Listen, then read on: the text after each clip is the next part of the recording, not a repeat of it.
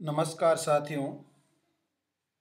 आज हम महिला शिक्षा की प्रणेता सावित्रीबाई फूले के संघर्ष की कहानी पर विचार विमर्श करने जा रहे हैं। यह एक भारतवर्षी या भारतीय नागरिक होने के नाते बड़े ही सौभाग्यपूर्ण स्थिति का प्रतीक है कि हम एक ऐसी महिला शक्ति का स्मरण कर रहे हैं जिसने अपना पूरा जीवन महिला शिक्षा के लिए समर्पित कर दिया।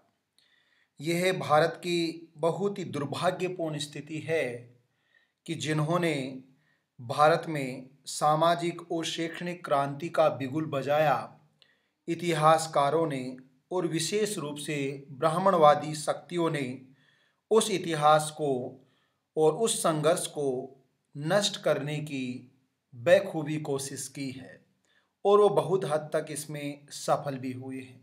परंतु हमें आशा की किरण को समाप्त नहीं होने देना है। अगर हम जिंदा हैं, डर के आगे हमारी जीत है, तो हम उस संघर्ष को बरकरार रखेंगे। वर्तमान भारत सरकार नरेंद्र मोदी की सरकार के द्वारा आज़ादी का अमृत महोत्सव मनाया जा रहा है और इस अमृत महोत्सव में आज़ादी के अनसुने नायकों के बारे में भी जिक्र किया जा रहा है। ऐसी ही भारत में सामाजिक और शैक्षणिक क्रांति की गुमनाम नायिका है सावित्रीबाई फूले। ब्राह्मणवादी इतिहासकारों ने नारीवादी चिंतन का आरंभ भी पंडित रमाबाई से किया है, परंतु यह सत्य हमें जानना है, पंडित रमाबाई से बहुत पहले 1831 में जन्म लेने वाली बहुजन समाज की नायिका सावित्रीबाई फूले सच में शिक्षा की देवी है। यद्यपि ये हमारे लिए एक अफसोसजनक और दुर्भाग्यपूर्ण और विडंबनापूर्ण स्थिति है कि जो शिक्षित समाज है वह अज्ञान के अंधेरे में पल रहा है।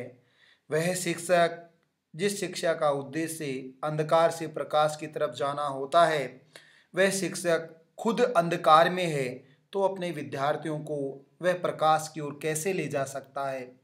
जिस शिक्षक को, भारत के शिक्षक को यह नहीं पता कि शिक्षा की देवी कौन है, वह सरस्वती को शिक्षा की देवी मानता है, परंतु भारत में महिला शिक्षा की सच्ची देवी सावित्रीबाई फूले है। ये बड़ी ही दुर्भाग्यपूर्ण स्थिति और इसीलिए शायद भारत, हमारा देश जो महान देश है, वह बहुत ही पिछड़ीपूर्ण स्थिति में विद्यमान है। आप सभी को नववर्ष 2023 की बहुत बहुत शुभकामनाएं और मैं उम्मीद करता हूं कि इस नववर्ष में आप सत्य, शिक्षा और यथार्थ को जान पाएंगे। पिछले वर्ष 2022 में मैंने आदिवासी नायक बिरसा मुंडा के संदर्भ में उस नववर्ष की पहली तारीख को ये विवेचन लेकर आया था। इस बार 3 जनवरी 2023 के इस तारीख को मैं आपको एक ऐसी महानायिका और समाज सेवी का शिक्षा और सामाजिक बुराइयों के रूप में को अंत करने के रूप में सुधारक को सामने लेकर आ रहा हूँ और उस महानायिका का नाम है सावित्रीबाई फूले, जिनका जन्म 3 जनवरी 1831 को नया गांव सतारा महाराष्ट्र में हुआ और 10 मार्च 1897 में प्लेग महामारी के रोगियों की सेवा शुश्रूषा करते हुए उनका देहांत हो गया। महिला शिक्षा की सच्ची मिसाल के पर्याय के रूप में सावित्रीबाई फूले को देखा जाता है। उनकी 192वीं जयंती के उपलक्ष्य में 3 जनवरी 2023 को मैं आप सभी भारतवासियों को ढेर सारी शुभकामनाएं देता हूं कि इतिहासकारों ने, सत्ता पक्ष के इतिहासकारों ने भले ही उनको हाशिए पर रखा हो, यह उनकी कलुषित और संकीर्ण मानसिकता का शोषण की परिवर्ती का प्रतीक है। परंतु अगर एक व्यक्ति भी जिंदा है जो मरी हुई लाश के समान नहीं है, तो वह जिंदा रहेगा और ऐसे ही उन लोगों में से मैं एक हूँ जो उस सत्य को आपके सामने लाना चाहता हूँ जो सत्य है, जो मिथ्या का प्रतिरोध है। पाठ्यक्रम समिति के बोर्ड ऑफ स्टडीज के लोगों ने कभी भी बहुत कम विश्वविद्यालयों में इसको शामिल किया है। और हम जानते हैं कि फरवरी माह में लगभग माघ शुक्ल पक्ष की पंचमी को बसंत पंचमी के रूप में मनाया जाता है और ब्राह्मणवाद की उपनयन संस्कार से जुड़ी हुई परंपरा है। परंतु शिक्षा की वह तथाकथित देवी जिसने कभी खुद ने शिक्षा प्राप्त नहीं की और जिसने एक भी पुस्तक नहीं लिखी, एक भी विद्यालय नहीं खोला, परंतु जिस देवी का हम आज परिचय कर रहे हैं उनका नाम सावित्रीबाई फुले है। न केवल वो अशिक्षित होकर शिक्षित हुई अपितु सामाजिक और शैक्षणिक क्रांति में, भारत के सामाजिक और शैक्षणिक क्रांति के इतिहास में उनका नाम अमर है और अमर रहेगा। जब तक मेरे जैसे देशवासी इस देश में हैं तब तक उनके नाम को जानबूझकर भी सत्ता पक्ष मिटा नहीं सकता। भले ही सावित्रीबाई फुले के द्वारा आधुनिक भारत के रिकॉर्डेड हिस्ट्री में पहला बालिका विद्यालय मई 1848 में स्थापित किया गया, इसके अलावा 18 और स्कूल खोले गए। उस सावित्रीबाई फुले के द्वारा स्थापित पहले बालिका विद्यालय जो भिंडेवाड़ा में बनाया गया, उसकी स्थिति और दुर्दशा को रवीश कुमार के द्वारा अभिव्यक्त किया गया हाल ही में। उससे पहले शंभू कुमार सिंह के द्वारा।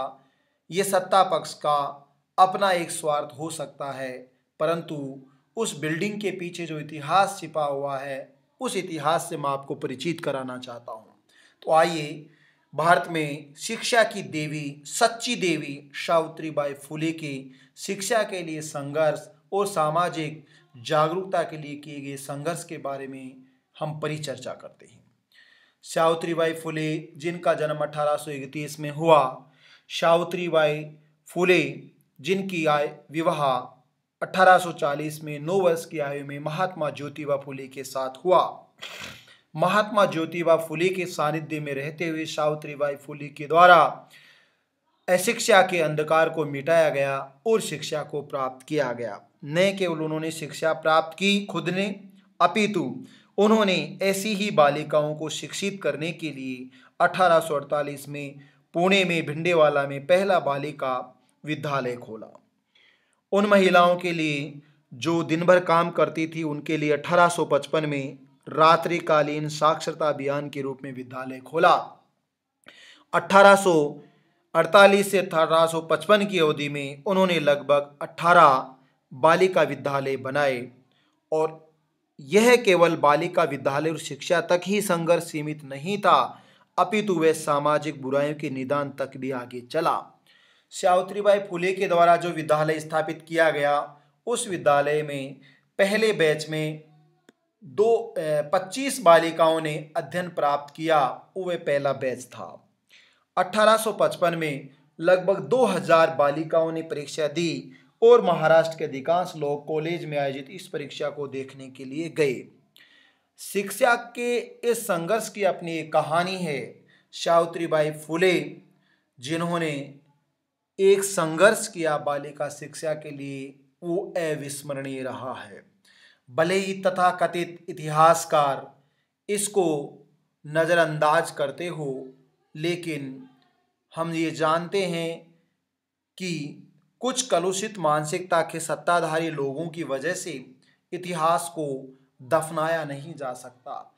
सिंधु घाटी सभ्यता का इतिहास विश्व का एक प्रामाणिक और जनहितकारी, समानता, न्याय, बंधुत्व पर आधारित इतिहास रहा है।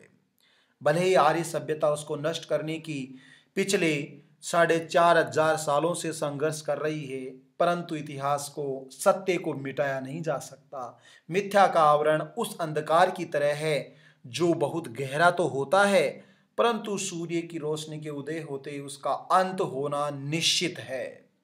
सावित्रीबाई फुले जब बालिका विद्यालय में पढ़ाने जाती थी तो ब्राह्मणवादी हिंदू समाज उनके ऊपर गाय का गोबर, पत्थर और कीचड़ फेंकता था। सावित्रीबाई फुले अपने साथ 2 साड़ियाँ ले जाती थी। एक साड़ी जो पहनकर जाती थी, जो इन सामाजिक ठेकेदारों, ब्राह्मण समुदाय के लोगों की वजह से और उनकी सभ्यता जो कहने को गौरवशाली थी लेकिन कलुषित मानसिकता और शोषण पर आधारित सभ्यता और संस्कृति थी, ऐसी परंपराएं थी। वो उन लोगों को कहती जो कीचड़ फेंकते थे, गाय का गोबर फेंकते थे, पत्थर फेंकते थे, कि मैं आपके बहनों को पढ़ा रही हूँ मेरे प्रिय भाइयों, और फिर भी अगर आप मेरे ऊपर ऐसा कचरा फेंकते हो तो मैं हतोत्साहित नहीं होंगी, अपितु मुझे ये प्रेरणा मिलेगी कि ब्राह्मणवाद किसी भी कीमत पर शिक्षा को वंचित समूह तक प्रसारित नहीं होने देना चाहता, क्योंकि वह शोषण को बरकरार रखना चाहता है। एक बार तो ऐसा हुआ कि एक महार समाज का व्यक्ति ने सावित्रीबाई फुले का स्कूल से आते समय रास्ता रोक लिया, लेकिन सावित्रीबाई फुले ने लोगों के सामने उस व्यक्ति को गाल पर ऐसा तमाचा लगाया कि वह भाग खड़ा हुआ, और ये घटना पुणे में आग की तरह फैल गई। जंगल की आग की तरह फैली हुई इस घटना के बाद सावित्रीबाई फुले का रास्ता किसी ने नहीं रोका।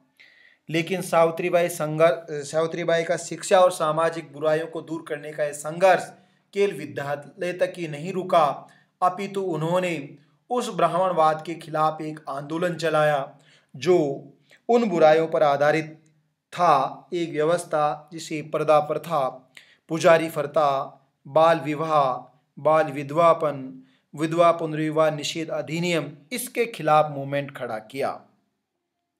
1863 की एक घटना जो हमें बहुत बड़ी प्रेरणा देती है कि ब्राह्मण विधवा महिला काशीबाई ने, जो कि बालपन में विधवा हो गई, शादी के 8 साल बाद उसके पति की मृत्यु हो गई, 8 दिन बाद पति की मृत्यु हो गई थी, और जब वह दुष्कर्म का शिकार हुई तो समाज की उस इज्जत से बचने के लिए, परिवार की बेइज्जती से बचने के लिए, सामाजिक बहिष्कार से बचने के लिए अपने बच्चे को कुएं में फेंक देती है और उन्हें आजीवन कारावास की सजा होती है।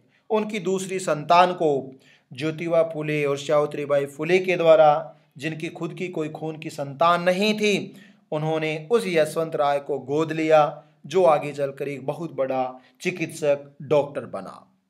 1863 की इस घटना ने सावित्रीबाई फुले और ज्योतिबा फुले को अंदर तक झकझोर दिया। इस कारण उन्होंने अपने उस स्कूल के पास ही एक बाल सुधार गृह के रूप में, गर्भवती महिला सुधार गृह के रूप में एक सुधार गृह स्थापित किया, और उन्होंने ब्राह्मणवाड़ा, जहां ब्राह्मण जाति के लोग सबसे अधिक रहते थे, वहां पर एक दीवार बनवाई और दीवार पर प्लास्टर करवाया और वहां लिखवाया, वे ब्राह्मण विधवा, बाल विधवा महिलाएं जो अपना जीवन जीना चाहती हैं, जो दुष्कर्म के शिकार हैं, बच्चे को जन्म देना चाहती हैं, जन्म दें, चाहे तो बच्चे को रखें या नहीं रखें, और चाहे तो बच्चे के बिना जीवन जी सकते हैं, बच्चे को छोड़ सकती हैं, उनका स्वागत है।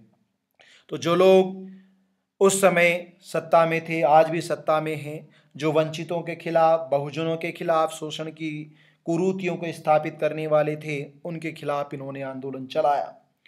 24 सितंबर 1873 को सत्यशोधक समाज की स्थापना की गई, जिस सत्यशोधक समाज का अपना नाम ही अपने आप में काफ़ी है।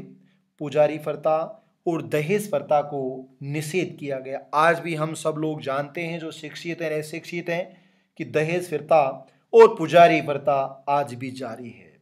बड़े स्तर पर उत्तर भारत में बहुत ज़्यादा उस प्रथा को सत्यशोधक समाज ने खत्म किया, और कम से कम लागत पर, मिनिमम कॉस्ट पर, बिना पुजारियों के उन गरीबों के बेटियों का विवाह कराया गया और दहेज प्रथा को निषेध किया गया, जिसकी बदौलत ज्योतिबा फुले और सावित्री फुले को बहुत बड़ा सम्मान मिला और ज्योतिबा फुले को महात्मा की उपाधि भी मिली। बाल विधवापन एक बहुत ही बुरी प्रथा थी, जिसमें पहली बात तो चाइल्ड मैरिज होती थी, इसलिए बालिकाओं का विवाह हो जाता था और शीघ्र ही बालकों की मृत्यु हो जाती थी। मेडिकल फैसिलिटी नहीं थी, उनका सिर मुंडन कर दिया जाता था और उसके बाद वो एक तरह से सामाजिक और पारिवारिक रूप से बहिष्कृत होती थी। पुरुष समाज उनका शोषण करता था, दुष्कर्म करता था, और वह अपने आप को इस बेइज्जत भरी जिंदगी से बचाने के लिए या तो खुद मर जाती थी, या तो पति की मृत्यु के बाद वो सती हो जाएं, और सती नहीं हो तो उससे भी बुरी जिंदगी, जिल्लत भरी जिंदगी जीने के लिए वो मजबूर हो, और अगर वो गर्भवती हो गई तो या तो खुद मर जाएं या बच्चे को मार दें। यही समाज की, ब्राह्मणवादी समाज की एक उत्कृष्ट परंपरा थी, जिसको गौरवशाली परंपरा ब्राह्मणवादी समाज कहता है। यह मानवता पर एक कलंक के समान था है और आज भी है। बालक और बालिका की समानता की पैरवी ज्योतिबा फुले और सावित्रीबाई फुले के द्वारा की गई। सावित्रीबाई फुले और ज्योतिबा फुले की खुद की कोई खून की संतान नहीं थी। जब ज्योतिबा को कहा गया कि दूसरी शादी कर ले तो ज्योतिबा फुले ने कहा कि मैं दूसरी शादी नहीं करूंगा। मैं उस समाज की उन परंपराओं का प्रतिरोध करता हूं जो मुझे तो कहती है दूसरी शादी कर ले, लेकिन अगर सावित्री फुले के साथ ऐसा होता तो क्या समाज अनुमति देता? नहीं देता। समाज की परंपरा उस समय भी थी और आज 200 साल के बाद भी है। विधवा पुनर्विवाह बहुत कम स्थिति में देखने को मिलता है, लेकिन विधुर पुरुष का विवाह पुनर्विवाह आपको देखने को मिलता है। ये समाज का कलुषित लेकिन मिथ्या नहीं पूर्ण सत्य है। तो उन्होंने मना किया और यशवंतराव को ब्राह्मण विधवा महिला काशीबाई की बेटी को गोद लिया, जिसने जब 1890 में ज्योतिबा फुले की मृत्यु हो गई थी और पुणे में प्लेग की महामारी फैली 1896-97 में, तो गोद लिए हुआ बेटा वसंत राव ने और उसकी माता सावित्रीबाई फुले ने प्लेग महामारी से पीड़ित रोगियों के इलाज के लिए दिन रात एक कर दिया और इसी दौरान उन्हें भी प्लेग की महामारी संक्रमित कर दी, जिस कारण मार्च 1897 में उनका निधन हो गया। इस सावित्रीबाई फुले का एक संघर्ष था जो तस्वीर में आप देख पा रहे हैं, वो एक छोटी बात नहीं है, बहुत बड़ी बात है। जो लोग उनके पीछे खड़े हैं वो एक निडरता का प्रतीक है कि इन लोगों के बीच सावित्रीबाई फुले ने शिक्षा के संघर्ष को जारी रखा और आगे बढ़ती रही।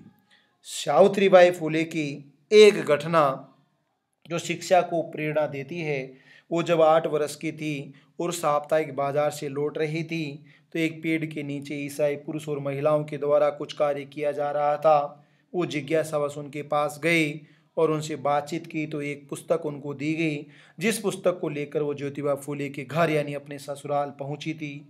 सगुनाबाई जो विधवा महिला थी लेकिन ब्राह्मण नहीं होने की वजह से वह सती नहीं बनी थी, उसने ज्योतिबा फुले की देखभाल की थी, क्योंकि बाल्यकाल में ही ज्योतिबा फुले की मां का निधन हो गया था और पालन पोषण सगुनाबाई के द्वारा किया गया था।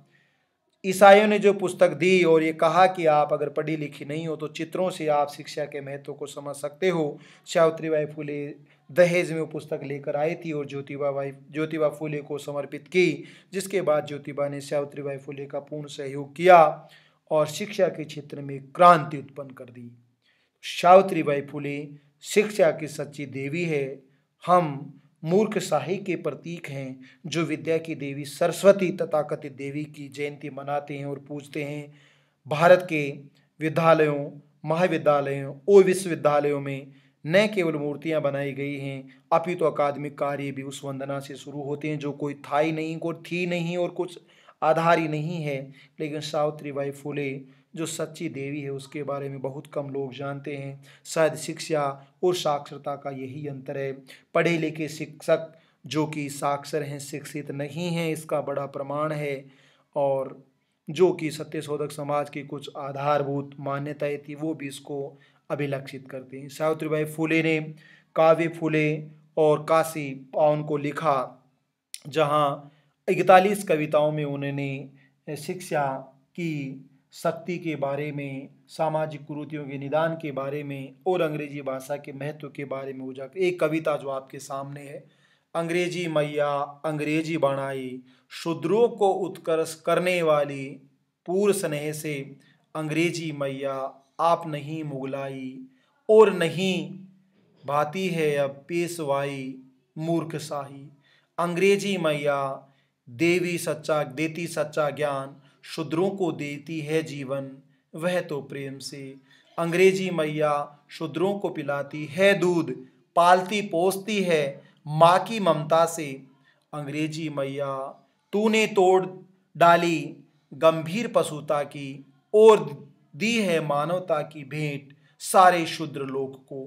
तो वह शिक्षा के महत्व को यहाँ सावित्रीबाई फुले उजागर कर रही है और उन्होंने अपना पूरा जीवन अपने लिए नहीं जिया अपितु समाज के उन लोगों के लिए जिया जो आज भी भारत में बहुसंख्यक हैं, बहुजन हैं। SC, ST, OBC, माइनॉरिटी के लोग हैं जो सच्चे और सही अर्थों में भारत के अधिकांशवासी, मूलवासी, सामान्यवासी, साधारणवासी और असली हिंदुस्तानी हैं, जिनकी स्थिति अभी भी दयनीय है। सावित्रीबाई फुले ने इस दयनीय स्थिति से बाहर निकलने के लिए अपने पति ज्योतिबा फुले के साथ मिलकर जीवन भर संघर्ष किया।